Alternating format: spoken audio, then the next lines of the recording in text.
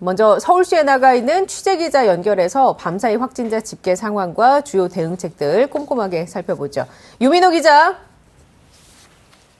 네, 서울시 코로나19 대응 상황실에 나와 있습니다. 네, 먼저 전국 코로나19 확진자 상황부터 짚어주시죠. 네, 방역당국은 어제 하루 국내 코로나19 확진자가 모두 715명 늘었다고 밝혔습니다. 확진자 규모가 늘면서 닷새 만에 700명대로 올라선 건데요. 해외 유입을 뺀 국내 발생 확진자 수는 모두 692명입니다. 이 가운데 서울에서 가장 많은 227명이 확진 판정을 받았고 경기에서 222명, 인천은 17명이 발생했습니다. 국내 발생 확진자 중 수도권이 차지하는 비중은 67%인데요. 전국 모든 시도에서 확진자가 발생한 상황입니다. 수도권을 빼면 경남에서 30명, 경북에서 22명이 확진됐고 광주 23명, 부산에서도 20명이 양성 반응을 보였습니다. 네, 이어서 중환자 수, 사망자 수와 같은 다른 지표는 어떻습니까? 네, 어제 하루 사망자는 7명 늘어서 누적 1,900명을 육박하고 있습니다. 현재 7,800명이 격리돼 치료를 받고 있는 상태인데요. 이 가운데 위중하거나 중증 상태에 빠진 환자는 160명으로 나타났습니다. 주말 검사 건수가 줄어 주 초반 확진자 규모가 줄었다가 다시 증가하는 양상이 반복되고 있습니다. 직장과 모임, 다중이용시설 등 우리 일상 곳곳에서 크고 작은 감염이 이어지고 있는데요.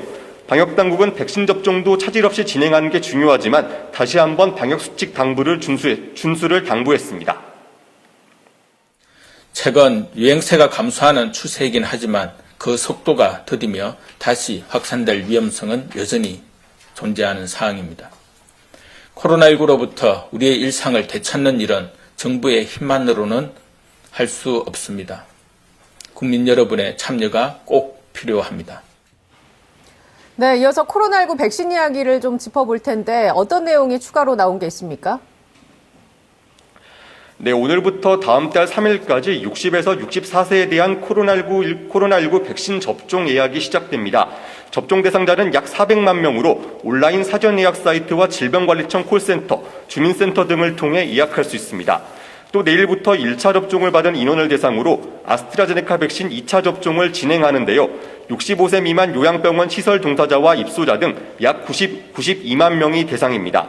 정부는 또 코백스 퍼실리티를 통해 확보한 아스트라제네카 백신 83만 5천 회분이 오늘 오후 인천공항에 도착한다고 밝혔습니다. 네, 백신과 관련된 내용은 잠시 뒤에 전문가들과 함께 자세하게 이야기 나눠보고요. 이번에는 서울 소식을 좀 살펴봐야 할 것 같아요. 서울에서만 현재 가장 많은 오늘 227명이 확진 판정을 받았는데 어디에서 얼마나 현재 확진자가 나오고 있는 겁니까?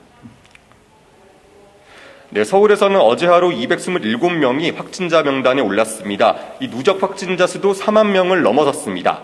어제 오전 0시부터 오후 6시까지 집계된 사례를 우선 살펴보면 주요 집단 감염으로 강북구 소재 PC방, 노래 연습장 관련 확진자가 3명 추가됐습니다. 동대문구 소재 직장 집단 감염을 통해 2명이 추가 양성 반응을 보였고 강북구 음식점 관련 확진자도 1명 늘었습니다. 감염 경로를 파악할 수 없어 조사 중인 환자도 60명 넘게 발생했습니다. 네, 이런 상황 속에서 서울시가 내놓은 대책 어떤 거가 있을까요?